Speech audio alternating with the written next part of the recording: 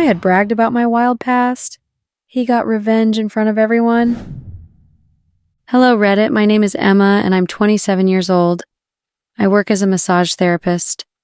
I used to live with Dave, my husband, before he threw me out, but now I stay with my snobbish aunt who cares nothing for me as my parents and siblings want absolutely nothing to do with me. I really, really need your help, guys. I'm in deep trouble and I don't know what to do at all. Dave, my husband, whom I've been married to for 5 years, decided to call it quits with me. It would be less painful if that was just all it was, but Dave had announced he was quitting our marriage on our 5th-year anniversary in front of everyone we invited to celebrate with us, including our families.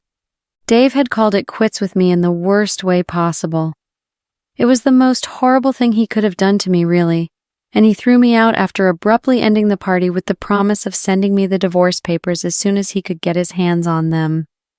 I met Dave through his cousin Sheila, who was a friend of mine way back in university, but we didn't immediately start dating.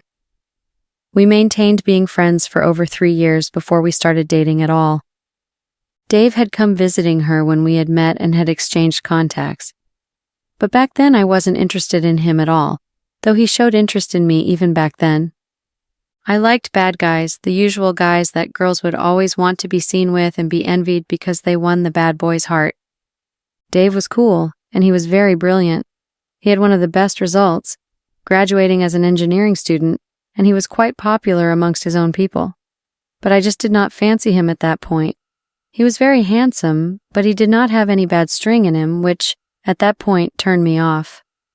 I lived a really wild life back in university, even way before university. My parents had to come pick me up at police stations at the tender age of 15. I was really wild back then. I did drugs like it was no man's business. I was the prodigal child of the family because in my family of 5, I have 2 older sisters. I was the only one with bad records. I even flunked my exams for my final year and had to retake them to enter into the university I attended. My sisters were the good ones. They were examples of the prim and proper kids raised by perfect parents.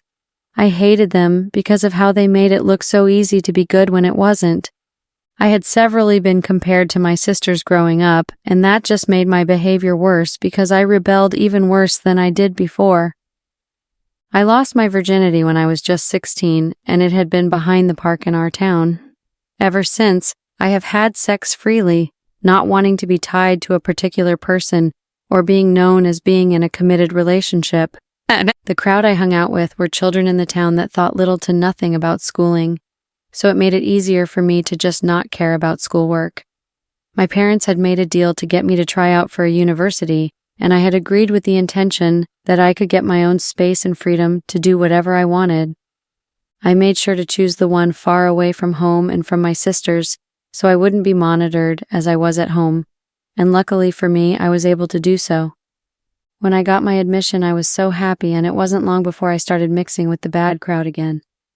I once got suspended from school because I was caught with drugs in the library, but I had avoided big punishment by lying that I had been framed. Luckily, there had been no CCTV around, so it was easier to follow through with my story.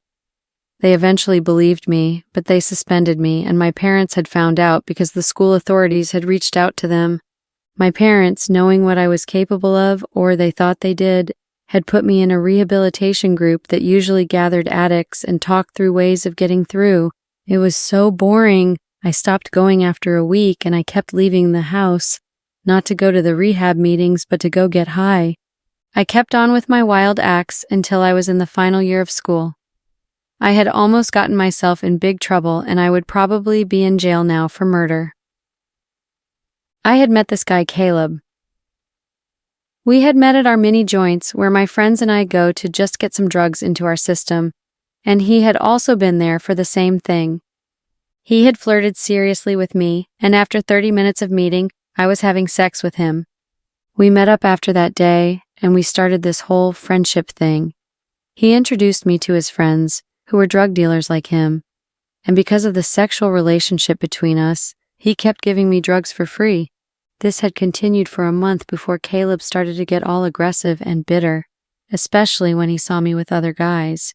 He would threaten to beat them up unless I stayed away, but I had thought it was a joke until he really did.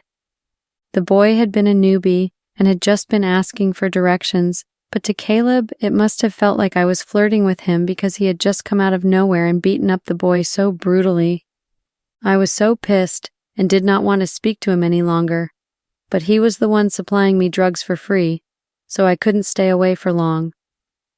Caleb and I eventually became official after 3 months of sleeping with each other and doing stuff normal couples wouldn't even do to each other. Although we laid down some rules, we were allowed other sex partners, especially at a party, and we also said we wouldn't get all possessive whenever we were with other partners. He had agreed to all of the rules but didn't keep them. He did keep one, which was having several other sex partners he claimed to be business partners, but he wouldn't allow me to do the same. He went behind my back to threaten any male figure around me, and I eventually got tired of him and his crazy antics, and I called it quits with him. But Caleb had not accepted we were broken up, but he let me be for a while until he noticed I started hanging out with Derek. Derek was in a different gang from Caleb, and I chose to be with him because he was the only one who could challenge Caleb, as any other guy was apparently a wimp around Caleb. They both dealt drugs and they were sworn enemies because of how often they clashed, especially on clients and all. So when Caleb found out I was with Derek, he had gotten angry and had come to warn me, but I hadn't listened. Well, until Caleb had almost killed Derek, and when he didn't succeed, he had implicated Derek and exposed him to the law. Derek and his accomplices had been arrested and were charged. Luckily, I had been able to get away because Derek, for some reason, had refused to name me as one of his accomplices. But I was so scared, and I stayed off campus for a while, trying to avoid Caleb, just in case he decided to implicate me too. I remember that I had sworn to steer clear of bad boys if I could get out of that situation unharmed, and I did, so I kept my promise. Of course, it was hard because I was used to that life, so it wasn't exactly easy to quit, but Dave had come in at that point. I lived with him after my graduation from school because I did not want to have to go back to my parents' house. I had studied business because of my parents, but knowing my parents, they would probably want one of my sisters to help me get a stable paying job, and I did not want to have to deal with the 9-to-5 issue, so when I had told Dave about my reluctance to go home, he had invited me to stay with him and that I may pay rent if I didn't feel comfortable enough to stay for free after I voiced my concerns. Dave had been really cool to live with. He was calm and gentle and sometimes shy, especially around me. I was very vulgar, perhaps because of my past, and so sometimes when I said some things, the way his eyes would widen and he would quickly try changing the topic, I always found it cute. Dave was the one who encouraged me when I told him I wanted to become a massage therapist. He even paid for the classes so I could get my license, and he allowed the use of his body as my practical when I learned something new most times. Soon enough, I got my certificate, and I wanted to open up a mini shop for it, but I had no money, and I felt too indebted to Dave to again accept his help to help me get it. So I refused his help and chose to get the money on my own. On my own, I was able to raise half the money. By then, Dave and I had started dating, and it was really amazing. He was a real gentleman and was always trying hard to please me. He was cute compared to my last 2 relationships. He was easily the best. Although I missed the rough life of sex and drugs together. It was hard not to miss. It was hard staying off drugs, and the only way I had ever truly enjoyed sex was when I was high on drugs. It was just thrilling. Even though sex with Dave was quite okay, he was pretty shy too when we first started having sex because I apparently was his first. I usually wondered just how he had fun back in university. No girlfriends, no drugs, no sex, just books and a clean record. Anyways, I refused for Dave to pay for my shop unless I had some contributions to it. So, I worked part-time at an already established company. We would sometimes be required to go for home services or sometimes to a resort or some hotel to attend to our customers. Funnily, most customers that chose me were usually the men. The customers are allowed to choose which attendant they want to attend to them. Soon enough, I became the envy of the other girls, and I did not mind because I didn't even speak to them. I flirted with the men easily, and at the end they gave me huge tips and some tempting offers to meet in a casual setting, and I would stylishly inform them that I'd rather they come to me when I opened up my own shop. This continued for some months just until even my boss started to feel threatened by me. One of the men that was a regular at the company and who usually asked specifically for my boss suddenly requested my services instead. Rumors had it that he was the one sponsoring the company, and the boss aimed to please him in every aspect, even sexually. So when he had requested me, she had no choice but to let me attend to him, and since I was good at my job, the man had given the highest amount I have ever seen as a tip. When he had asked if I could meet up with him at some other place, I had suggested my shop as usual, and he had offered to give me the money required to get everything I needed to get a standard place with all the equipment in place. I had been so shocked when he offered, so I had just laughed it off. He kept coming back and would request me personally every time he did.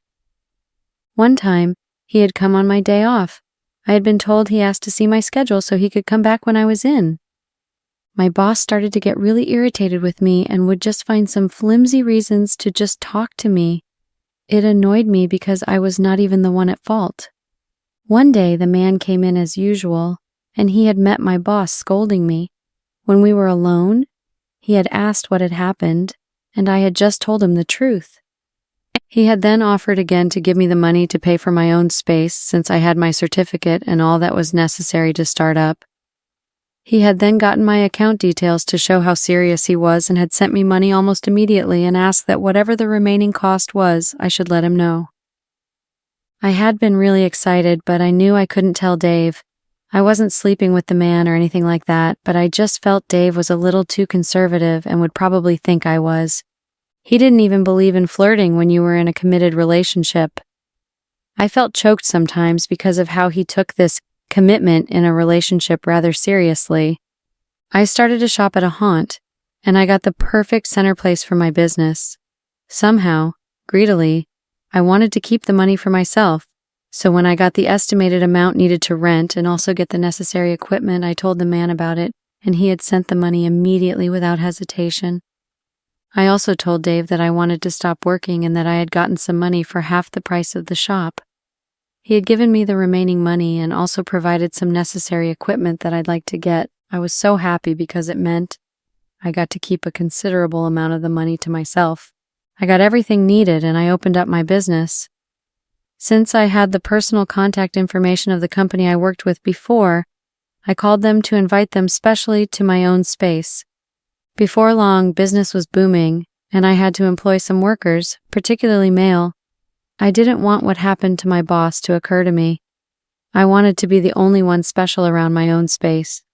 Within a year of opening up my business, my former company had shut down, and I did celebrate with a glass of champagne. Call me bad, but I liked that she knew she messed with the wrong person.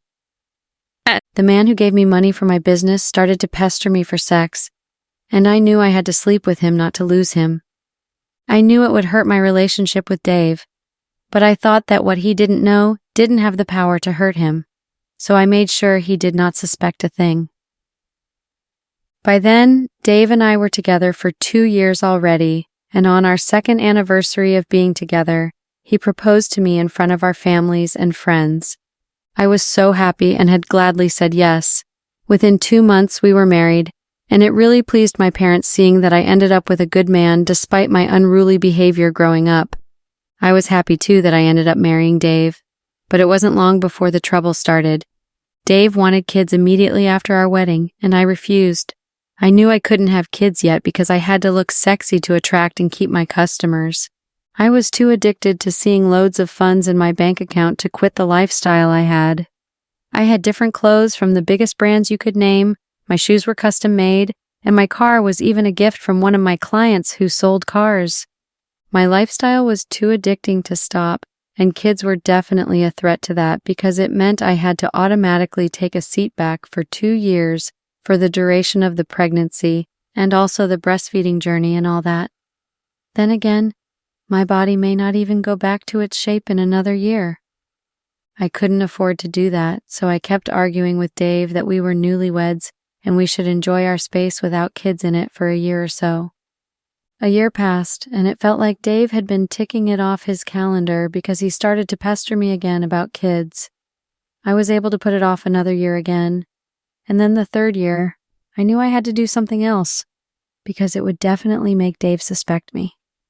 So I had agreed to having kids, but whenever we did have sex without protection, I took medications to prevent pregnancy, and I took birth control pills also secretly to avoid getting pregnant.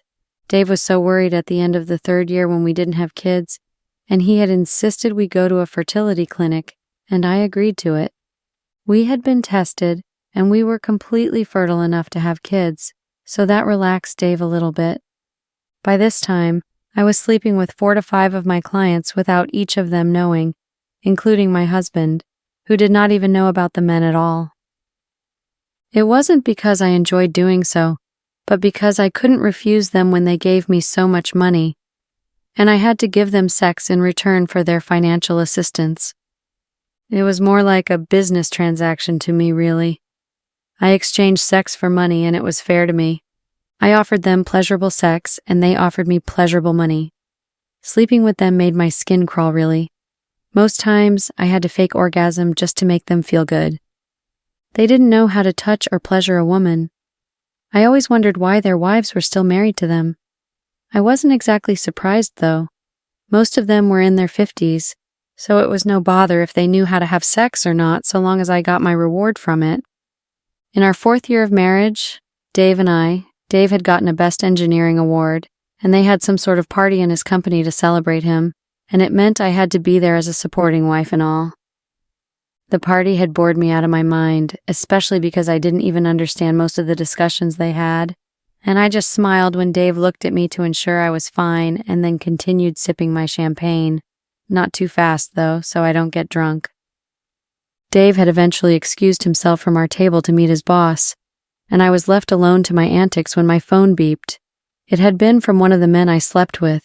He had sent me a nude picture of his erect male genitals saying his Mike missed me. Yeah, he named his male genital organ. I had just rolled my eyes and replied with a flirty comment to please him, then deleted the conversation when a man sat beside me smiling. He had introduced himself as Sam, and he had told me rather straightforwardly that he liked me. I didn't, of course, like him. He wasn't nearly as handsome as Dave was, but I knew he had to be rich from his appearance, so I discreetly flirted with him without making it obvious to an onlooker that that was what I was doing. It was still my husband's party, and I couldn't exactly just flirt outrageously when he was there. Regardless of what I did, I loved Dave so much, and I always wanted to find him looking at me with that twinkle in his eyes. It made me feel at home and less dirty than I actually was. To Dave, I was just like an angel, and I always wanted to be that to him. I had handed him my business card so he could reach out to me, and he left me alone for the rest of the party, but his eyes didn't. I pretended like I didn't notice it, though, and concentrated on my husband through the rest of the party. It was a week before he contacted me and booked a massage session with me for a whole day. I don't know how I was supposed to massage him for a whole day, but he paid heavily for the session, so who was I to oppose? He had booked a private session, so I had to go to him.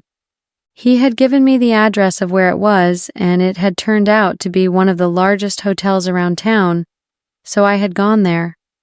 When I got there, he had ordered food for us and insisted I eat with him as he didn't enjoy eating alone. I knew that was probably a lie, but I didn't tell him, and I joined him. Soon after, he allowed me to work my magic on his body. I did the massage for about 2 hours before he asked me to stop and take a break with him. He had ordered a drink to be brought up into his room, and it had been delivered quickly. He helped himself to 1 cup, clearly expecting me to join him, and I did. Then he had brought out something from one of his cases lying recklessly on his bed. It turned out to be drugs, and the sight of the drugs immediately made my body react. He had asked if I did drugs, and I had lied that I didn't, so he helped himself to some, and I was so tempted watching him get high.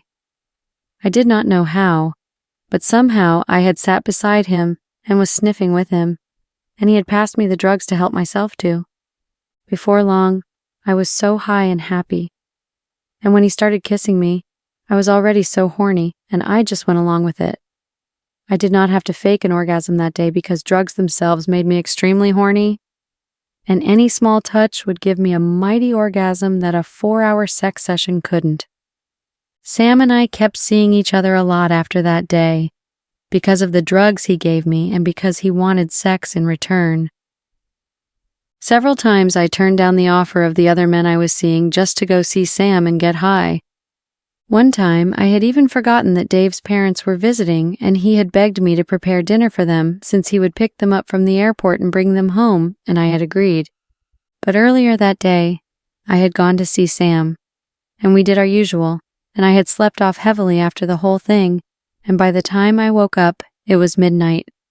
I had to lie that a worker of mine had fainted at work, and I had to stay with her at the hospital because her family was far away. When Dave had asked why I didn't pick my calls when he had called several times, I had lied again that I had panicked when she had fainted, and I had left my phone back at the shop in my haste to get her to the hospital.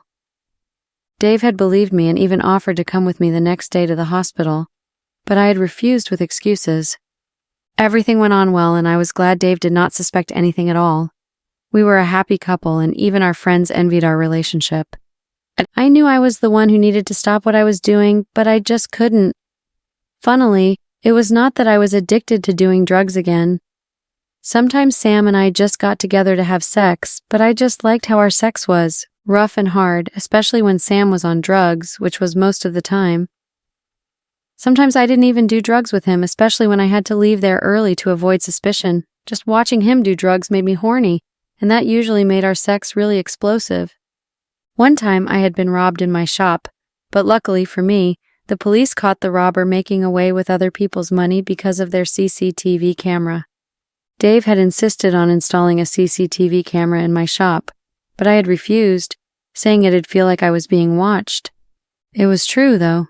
Most times, I slept with my clients right inside my shop, so if a CCTV was installed, I would be exposed.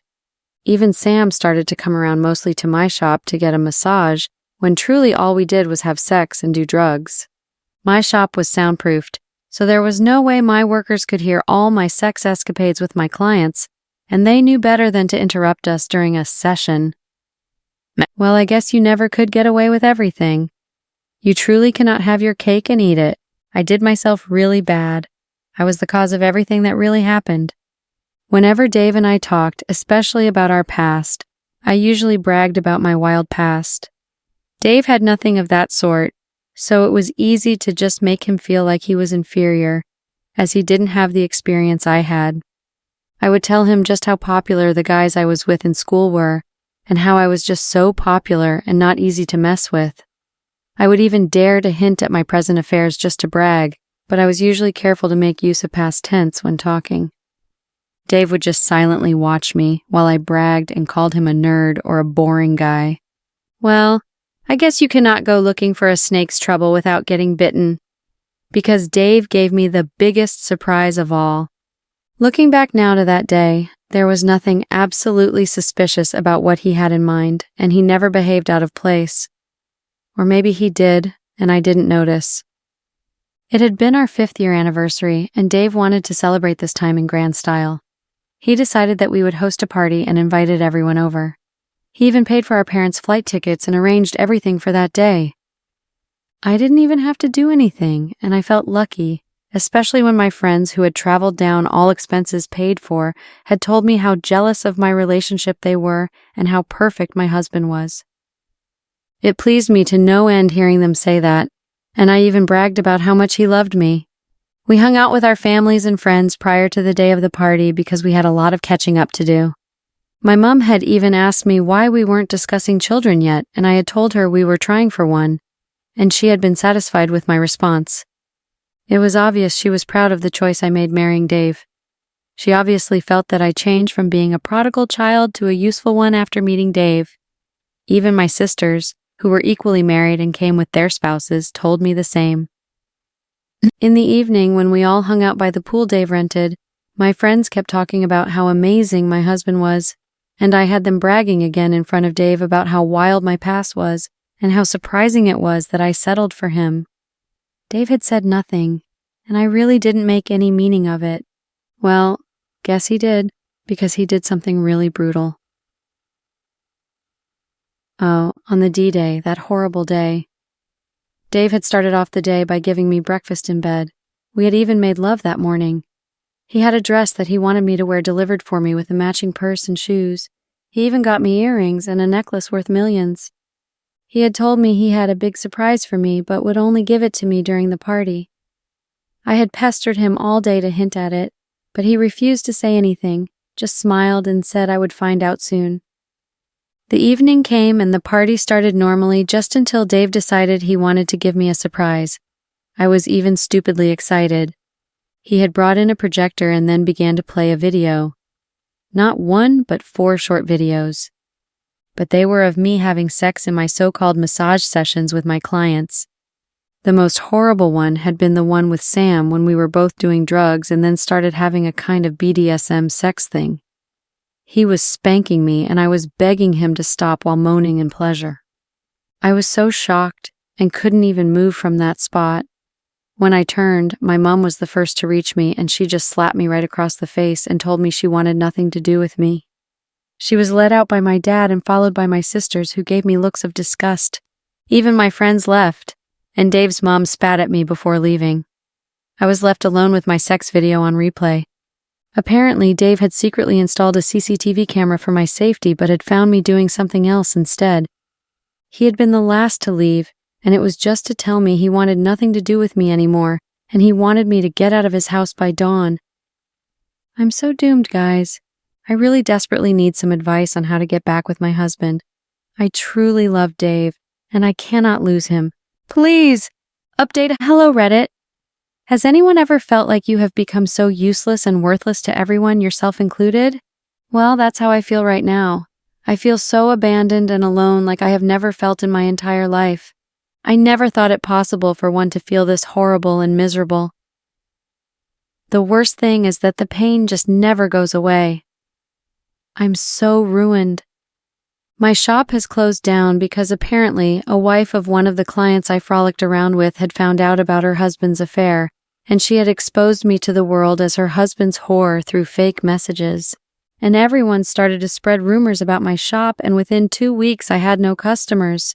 I wasn't even freaked by it because that was not what bothered me the most. I lost Dave.